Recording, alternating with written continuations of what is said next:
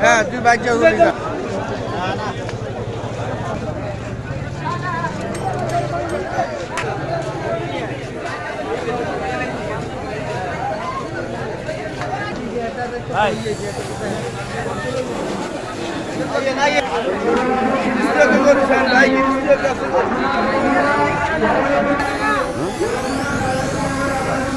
হিন্দি আছে মনে করেন যে বাজার কিরকম আমরা হলে নামছেন এটা তো আর জানি